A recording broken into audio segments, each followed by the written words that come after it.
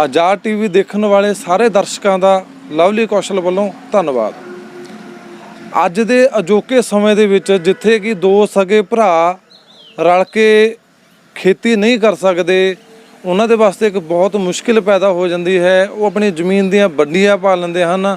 ਉੱਥੇ ਹੀ ਅਸੀਂ ਗੱਲ ਕਰ ਰਹੇ ਹਾਂ ਅਜਿਹੇ 113 ਪਰਿਵਾਰਾਂ ਦੀ ਜੋ ਰਲ ਕੇ ਖੇਤੀ ਕਰ ਰਹੇ ਹਨ। ਅਸੀਂ ਗੱਲ ਕਰ ਰਹੇ ਹਾਂ ਜ਼ਿਲ੍ਹਾ ਸੰਗਰੂਰ ਦੇ ਵਿੱਚ ਪੈਂਦੇ ਪਿੰਡ ਬਲਦ ਕਲਾਂ ਦੀ, ਜਿੱਥੇ ਕਿ 113 ਪਰਿਵਾਰ ਜੋ ਦਲਿਤ ਭਾਈਚਾਰੇ ਦੇ ਨਾਲ ਸੰਬੰਧ ਰੱਖਦੇ ਨੇ, ਉਹ ਰਲ ਕੇ ਖੇਤੀ ਕਰਦੇ ਨੇ। ਘਰ ਘਰ ਦਾ ਮੈਂਬਰ, ਲੇਡੀਜ਼, ਬੱਚੇ, ਮਰਦ ਆਪ ਖੇਤਾਂ ਦੇ ਵਿੱਚ ਜਾ ਕੇ ਆਪ ਕੰਮ ਕਰਦੇ ਨੇ। ਕਿਸੇ ਉਹਨਾਂ ਨੂੰ ਲੇਬਰ ਦੀ ਜ਼ਰੂਰਤ ਨਹੀਂ ਪੈਂਦੀ। ਉਹਨਾਂ ਦੇ ਸਾਂਝੇ ਸੰਦ ਨੇ ਸਾਰੇ ਖੇਤੀਬਾੜੀ ਵਾਲੇ, ਆਪ ਉਹ ਖੇਤੀ ਕਰਦੇ ਨੇ। ਦਿਨ ਨੂੰ ਰਾਤ ਨੂੰ ਆਪ ਉਹਦਾ ਮੁਨਾਫਾ ਕਮਾਉਂਦੇ ਨੇ ਅਤੇ ਪਰਿਵਾਰ ਦੇ ਜਿਹੜੇ ਸਿਆਣੇ ਬੰਦੇ ਨੇ ਉਹ ਆਪ ਰਲ ਕੇ ਜੋ ਮੁਨਾਫਾ ਹੁੰਦਾ ਉਹ ਸਾਰੇ ਪਰਿਵਾਰਾਂ ਦੇ ਵਿੱਚ ਵੰਡਦੇ ਨੇ। ਆਓ ਅਸੀਂ ਤੁਹਾਨੂੰ ਵਿਸਤਾਰਪੂਰਵਕ ਪੂਰੀ ਖਬਰ ਬਾਰੇ ਜਾਣਕਾਰੀ ਦਿੰਦੇ ਹਾਂ। ਜ਼ਮੀਨੀ ਝਗੜਿਆਂ ਦੇ ਕਿੱਸੇ ਤੁਸੀਂ ਅਕਸਰ ਹੀ ਰੋਜ਼ਾਨਾ ਸੁਣਦੇ ਰਹਿੰਦੇ ਹੋ। ਭਰਾ ਦੇ ਨਾਲ ਤੇ ਬੇਟਾ ਬਾਪ ਨਾਲ ਜ਼ਮੀਨ ਦੇ ਝਗੜਿਆਂ ਨੂੰ ਲੈ ਕੇ ਸਾਰੀਆਂ ਹੱਦਾਂ ਪਾਰ ਕਰ ਜਾਂਦਾ ਹੈ। ਇੱਥੋਂ ਤੱਕ ਕਿ ਕਈ ਵਾਰੀ ਇਹ ਝਗੜੇ ਖੂਨੀ ਸੰਘਰਸ਼ ਦਾ ਰੂਪ ਵੀ ਲੈ ਲੈਂਦੇ ਨੇ। ਪਰ ਇਹਨਾਂ ਸਾਰੇ ਕਿੱਸਿਆਂ ਦੇ ਵਿਚਕਾਰ ਜ਼ਿਲ੍ਹਾ ਸੰਗਰੂਰ ਦੇ ਸਬ ਡਿਵੀਜ਼ਨ ਭਵਾਨੀਗੜ੍ਹ ਦਾ ਪਿੰਡ ਬਲਦ ਕਲਾਂ ਅੱਜ-ਕੱਲ੍ਹ ਆਪਸੀ ਭਾਈਚਾਰਕ ਸਾਂਝ ਅਤੇ ਏਕਤਾ ਦੇ ਲਈ ਦੂਰ-ਦੂਰ ਤੱਕ ਮਸ਼ਹੂਰ ਹੋ ਗਿਆ ਹੈ। ਇਸ ਪਿੰਡ ਦੇ ਦਲਿਤ ਭਾਈਚਾਰੇ ਨੇ ਗ੍ਰਾਮ ਪੰਚਾਇਤ ਤੋਂ ਠੇਕੇ ਦੇ ਉੱਪਰ ਜ਼ਮੀਨ ਲੈ ਕੇ ਸਾਂਝੀ ਖੇਤੀਬਾੜੀ ਦਾ ਕੰਮ ਸ਼ੁਰੂ ਕੀਤਾ ਹੈ ਅਤੇ ਇਹ ਕੰਮ ਕਈ ਸਾਲਾਂ ਤੋਂ ਚੱਲ ਰਿਹਾ ਹੈ। ਦਲਿਤ ਭਾਈਚਾਰੇ ਦੇ ਲੋਕ ਆਪਣੇ ਖੇਤਾਂ ਦੇ ਵਿੱਚ ਸਵੇਰੇ ਹੀ ਕੰਮ ਤੇ ਚਲੇ ਜਾਂਦੇ ਨੇ ਅਤੇ ਸਾਰਾ ਦਿਨ ਖੇਤਾਂ ਦੇ ਵਿੱਚ ਕੰਮ ਕਰਦੇ ਨੇ ਅਤੇ ਆਪਣੀ ਫਸਲ ਦੀ ਨਿਗਰਾਨੀ ਕਰਦੇ ਨੇ। ਸ਼ਾਮ ਨੂੰ ਆਪਣੇ ਪਸ਼ੂਆਂ ਦੇ ਲਈ ਹਰਾ ਚਾਰਾ ਲੈ ਕੇ ਵਾਪਸ ਆਪਣੇ ਘਰਾਂ ਨੂੰ ਆ ਜਾਂਦੇ ਨੇ ਅਤੇ ਜਦੋਂ ਫਸਲਾਂ ਪੱਕ ਕੇ ਤਿਆਰ ਹੋ ਜਾਂਦੀਆਂ ਨੇ ਫਿਰ ਉਸ ਦੀ ਵਾਢੀ ਕਰਕੇ ਉਸ ਨੂੰ ਪਿੰਡ ਦੇ ਵਿੱਚ ਇੱਕ ਸਾਂਝੀ ਜਗ੍ਹਾ ਤੇ ਢੇਰੀ ਕਰ ਲੈਂਦੇ ਨੇ ਅਤੇ ਸਾਰੇ ਭਾਈਚਾਰੇ ਨੂੰ ਬੁਲਾ ਕੇ ਤਕੜੀ ਦੇ ਵਿੱਚ ਤੋਲ ਕੇ ਬਰਾਬਰ ਦਾ ਹਿੱਸਾ ਇਕੱਲੇ ਨੂੰ ਵੰਡ ਕੇ ਦਿੰਦੇ ਨੇ ਤੇ ਫਸਲ ਦਾ ਕੁਝ ਹਿੱਸਾ ਮੰਡੀ ਦੇ ਵਿੱਚ ਵੀ ਸੁੱਟਦੇ ਨੇ ਤੇ ਜੋ ਉਸ ਤੋਂ ਪੈਸੇ ਆਉਂਦੇ ਨੇ ਉਹ ਵੀ ਭਾਈਚਾਰੇ ਵਿੱਚ ਵੰਡੇ ਜਾਂਦੇ ਨੇ। ਪਿੰਡ ਦੇ ਸਰਪੰਚ ਗੁਰਦੇਵ ਸਿੰਘ ਨੇ ਦੱਸਿਆ ਹੈ ਕਿ ਦਲਿਤ ਭਾਈਚਾਰੇ ਦੀ ਏਕਤਾ ਨੂੰ ਦੇਖ ਕੇ ਸਾਨੂੰ ਸਾਰਿਆਂ ਨੂੰ ਸਬਕ ਲੈਣਾ ਚਾਹੀਦਾ ਹੈ। ਉਹਨਾਂ ਆਖਿਆ ਹੈ ਕਿ ਦਲਿਤ ਭਾਈਚਾਰਾ ਜੋ ਸਾਡੇ ਪਿੰਡ ਦੇ ਵਿੱਚ ਏਕਤਾ ਰੱਖ ਰਿਹਾ ਹੈ ਤੇ ਮਿਹਨਤ ਕਰ ਰਿਹਾ ਹੈ, ਉਸ ਦੀ ਮਿਸਾਲ ਦੂਰ-ਦੂਰ ਤੱਕ ਦਿੱਤੀ ਜਾਂਦੀ ਹੈ ਅਤੇ ਇਹਨਾਂ ਨੇ ਸਾਡੇ ਪਿੰਡ ਦਾ ਨਾਮ ਰੌਸ਼ਨ ਕੀਤਾ ਹੋਇਆ ਹੈ। ਹੁਣ ਸਵਾਲ ਇਹ ਪੈਦਾ ਹੁੰਦਾ ਹੈ ਕਿ ਪਿੰਡ ਬਲਦ ਕਲਾਂ ਦੇ ਵਿੱਚ ਸਾਂਝੀ ਖੇਤੀ ਦੀ ਜੋ ਰਵਾਇਤ ਦਲਿਤ ਭਾਈਚਾਰੇ ਨੇ ਪਾਈ ਹੈ, ਬਾਕੀ ਭਾਈਚਾਰੇ ਨੂੰ ਵੀ ਇਸ ਤੋਂ ਸਬਕ ਲੈ ਕੇ ਬਾਕੀ ਸਾਰੇ ਪਿੰਡਾਂ 'ਚ ਇਸ ਤਰ੍ਹਾਂ ਸਾਂਝੀ ਖੇਤੀ ਕਰਨੀ ਚਾਹੀਦੀ ਹੈ ਤਾਂ ਜੋ ਇਸ ਦੇ ਨਾਲ ਆਪਸੀ ਭਾਈਚਾਰਾ ਤੇ ਦਲਿਤ ਭਾਈਚਾਰਾ ਹੋਰ ਵੀ ਮਜ਼ਬੂਤ ਹੋ ਸਕੇ। ਆਜ਼ਾਦ ਟੀਵੀ ਨਿਊਜ਼ ਦੇ ਲਈ ਭਵਾਨੀਗੜ੍ਹ ਦੇ ਪਿੰਡ ਬਲਦ ਕਲਾਂ ਤੋਂ ਲਵਲੀ ਕੌਸ਼ਲ ਦੀ ਰਿਪੋਰਟ। ਗੁਰਦੇਵ ਕੌਰ ਮੇਰਾ ਨਾਮ ਹੈ। ਬਲਦ ਕਲਾਂ ਪਿੰਡ ਆ ਸਾਡਾ। ਸਾਡੇ ਆਪਦੇ ਖੇਤ ਨੇ। ਅਸੀਂ ਦਿਨ ਆਈਏ ਰਾਤ ਆਈਏ।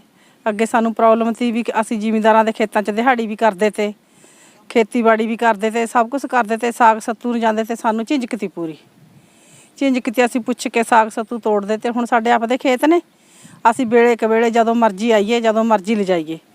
ਦਿਹਾੜੀ ਵੀ ਕਰਦੇ ਨੇ ਸਾਡੇ ਬੱਚੇ ਇੱਥੇ, ਖੇਤੀ ਵੀ ਕਰਦੇ ਨੇ ਆਪਦਾ ਦਾਣਾ ਫੱਕਾ ਵੀ ਸਾਂਭਦੇ। ਸਾਨੂੰ ਦਾਣਾ ਫੱਕਾ ਵੀ ਆਉਂਦਾ ਖਾਣ ਨੂੰ ਘਰੇ। ਸਭ ਕੁਛ ਸਾਡੇ ਘਰੇ ਜਾਂਦਾ। ਹਰਾ ਚਾਰਾ ਅਸੀਂ ਆਪਦੇ ਡੰਗਰ ਪਾਲਦੇ ਹਾਂ।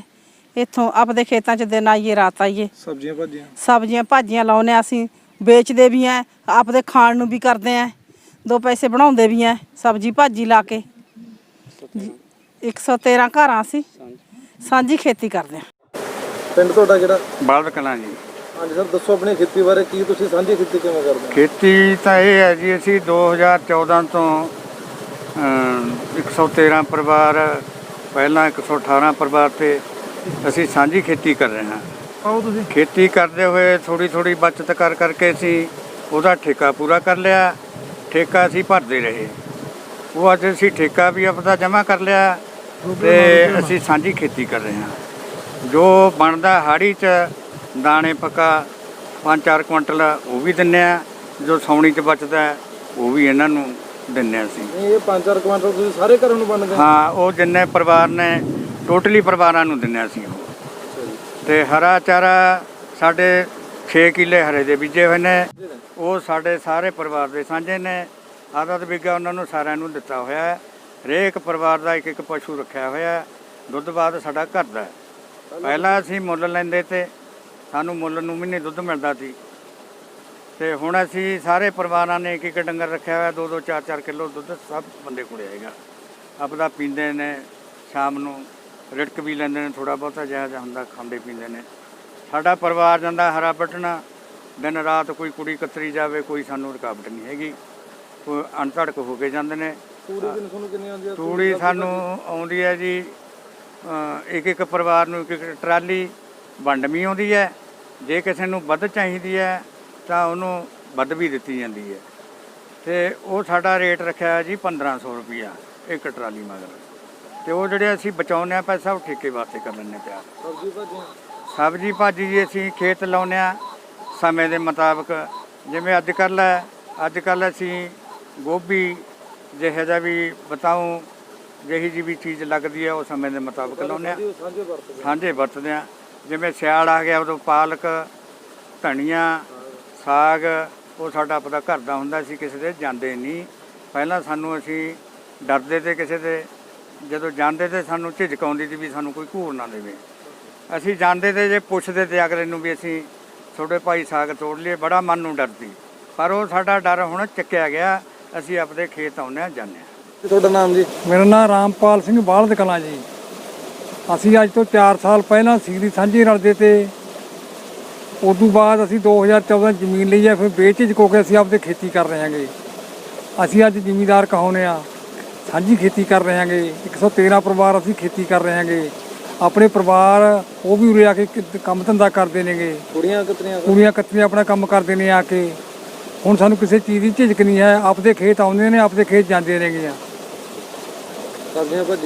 ਸਬਜ਼ੀਆਂ ਭਾਜੀਆਂ ਵੀ ਦੇਖ, ਜਿਹੜੀ ਲੋਕ ਸਮੇਂ ਦੇ ਲਿਹਾਜ਼ ਨਾਲ ਕੋਈ ਗੋਭੀ ਬੀਜਣੀ ਆ, ਬਤਾਊਂ ਤੋੜਦੇ ਨੇ, ਕਰੇਲੇ ਨੇ, ਜੋ ਕੁਛ ਵੀ ਮਰਜ਼ੀ ਹੈ ਸਮੇਂ ਦੇ ਲਿਹਾਜ਼ ਨਾਲ ਧਨੀਆ, ਪਾਲਕ, ਸਾਗ ਵਗੈਰਾ ਸਾਰਾ ਕਰ ਦਿਆਂਗੇ। ਸਮੇਂ ਨਾਲ ਆਪਦਾ ਖੇਤ ਤੋੜ ਕੇ ਜਾਂਦੇ ਨੇ, ਤੋੜ ਕੇ ਆਪਦਾ ਬਣਾਉਂਦੇ ਨੇਗੇ। ਇਹ ਪਹਿਲਾਂ ਮੈਂ ਮਜ਼ਦੂਰੀ ਕਰਦਾ ਸੀ ਜੀ, ਕਿਸੇ ਪਿੰਡ 'ਚ ਜਾ ਕੇ ਭਵਾਨੀਗੜ੍ਹ ਵਗ ਜਾਣਾ ਜਾਂ ਕਿਤੇ ਹੋਰ। ਹੁਣ ਸਾਡੇ ਆਪਦੇ ਖੇਤ ਨੇ, ਅਸੀਂ ਆਪਦੇ ਖੇਤ ਆਉਂਦੇ ਹਾਂ, ਕੰਮ ਕਰਦੇ ਹਾਂ। ਜਦ ਮਰਜ਼ੀ ਕੰਮ ਕਰੀਏ, ਕਦ ਮਰਜ਼ੀ ਹਟ ਕੇ ਘਰ ਨੂੰ ਵਗ ਜਾਈਏ। ਜਾਂਦੇ ਹੋਏ ਹਰਾ ਚਾਰਾ, ਸਬਜ਼ੀ ਭਾਜੀ ਲੈ ਜਾਂਦੇ ਹਾਂ ਜੀ। ਸਾਨੂੰ ਬਹੁਤ ਸਹੂਲਤ ਹੈ। ਹਾਂਜੀ ਹਾਂਜੀ, ਮੈਂ ਸਰਪੰਚ ਗੁਰਦੇਵ ਸਿੰਘ, ਪਿੰਡ ਬਾਲਦ ਕਲਾਂ। ਆਪਣੇ ਪਿੰਡ ਦੀ ਸਾਮਲਾਟ ਹਿੱਸੇ ਦੀ ਜਿਹੜੀ ਸਾਮਲਾਟ ਜ਼ਮੀਨ ਹੈ ਸਾਡੇ, ਉਹ 'ਤੇ ਜੋ ਸਾਡੇ ਯਤਨ ਚੱਲਦੇ ਨੇ, 1/3 ਹਿੱਸੇ 'ਤੇ, ਤੀਜੇ ਹਿੱਸੇ 'ਤੇ ਐਸੀ ਰਿਜ਼ਰਵ ਕੋਟੇ ਦੀ ਜ਼ਮੀਨ 'ਤੇ ਸਾਡੇ ਪਿੰਡ ਦਾ ਐਸੀ ਭਾਈਚਾਰਾ ਰਲ ਕੇ ਖੇਤੀ ਕਰਦਾ ਹੈ। ਉਹਨੂੰ ਸਾਂਝੇ ਰੂਪ 'ਚ ਉਹਨੂੰ ਉਪਜਾਉਂਦਾ ਹੈ ਅਤੇ ਕੱਟ ਕੇ ਉਹਨੂੰ ਵੰਡਦਾ ਹੈ ਸਾਂਝੇ ਰੂਪ 'ਚ। ਹਰ ਇੱਕ ਨੂੰ ਉਹਦੇ 'ਚ ਬਰਾਬਰ ਹਿੱਸਾ ਦਿੱਤਾ ਜਾਂਦਾ ਹੈ। ਜਿੱਥੇ ਇਹਨਾਂ ਲਈ ਹਰੇ ਚਾਰੇ ਲਈ ਵੀ ਇਹਨਾਂ ਦਾ ਇਕੱਠਾ ਰਕਬਾ ਬੀਜਿਆ ਹੋਇਆ ਹੈ, ਜਿੱਥੋਂ ਇਹ ਰਲ ਕੇ ਲੋਕ ਆਪਣੇ ਪਸ਼ੂਆਂ ਲਈ ਹਰਾ ਚਾਰਾ ਵੱਢਦੇ ਨੇ। ਤਕਰੀਬਨ ਹਰ ਇੱਕ ਦੇ ਪਸ਼ੂ ਰੱਖੇ ਹੋਏ ਨੇ ਜੋ ਆਪਣੇ ਲਈ ਔਰ ਆਪਣੇ ਵਪਾਰ ਲਈ ਦੁੱਧ ਪੈਦਾ ਕਰਦੇ ਨੇ। ਔਰ ਇਹ ਬਹੁਤ ਵਧੀਆ ਯਤਨ ਹੈ ਜਿਹੜਾ ਚੱਲਦਾ ਇਹਨਾਂ ਦਾ।